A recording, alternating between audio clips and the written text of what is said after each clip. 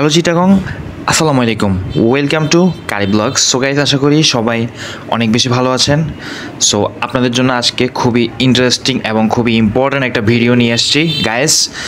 যারা রিসেন্টলি আপনারা সাজেক যাবেন ভাবতেছেন, সাজেকে যাওয়ার ক্ষেত্রে হয়তো থাকা খাওয়া মানে বিশেষ করে অ্যাকচুয়ালি খাবার নিয়ে অনেকের একটা টেনশন থাকে যে ওইখানে খাবারের দাম কেমন হবে, প্রাইস কেমন হবে, ব্রেকফাস্ট, লাঞ্চ, ডিনার, মানে এটা নিয়ে একটা কনফিউশনে থাকে অনেকেই।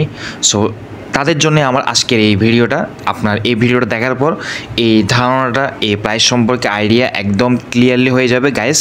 সো না টেনে কিন্তু একদম শেষ পর্যন্ত দেখবেন ভিডিওটা। সো শুরু করবো আমাদের আজকের ভিডিও গাইস। আজকে আমরা চলে আসছি সাজেকের ফুডাঙ্কি রেস্টুরেন্টে। সো ফুডাঙ্কি রেস্টুরেন্ট হচ্ছে সাজেকের মধ্যে আমার কাছে আমার দেখা সবচাইতে বেস্ট একটা রেস্টুরেন্ট, কারণ এখানে আমি খুব ভালো ভালো পিপল দেখেছি এবং ফুডের কোয়ালিটিটা বলতে গেলে সাজেকের মধ্যে আমার কাছে এটাই বেস্ট মনে হয়েছে।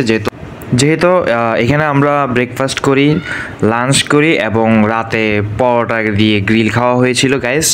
সো আমার আইডিয়া থেকে আমি বলবো ব্রেকফাস্টে আমরা খিচুড়ি খেয়েছিলাম। এখানে যদিও আদার্স আরও অনেক আইটেম আছে, বাট খিচুড়িটা কিন্তু খুব ভালো ছিল। এই প্রাইজের মধ্যে সাজেকের মধ্যে একটা ট্যুরিস্ট প্লেসে এই দামে অবশ্যই বেস্ট আমি বলবো। হয়তো আদার্স খিচুড়ি থেকে চিন্তা করলে অতটা বেস্ট বলা যাবে না, বাট সাজেক যেহেতু একটা পাহাড়ি এলাকা, এরকম একটা প্লেসে আসে, এরকম একটা খিচুড়ি অবশ্যই বেস্ট। তারপর লাঞ্চ করেছিলাম, লাঞ্চও আমরা বিরিয়ানি খাই, সেটাও আমার কাছে স্পেশালি অনেক ভালো লাগছে।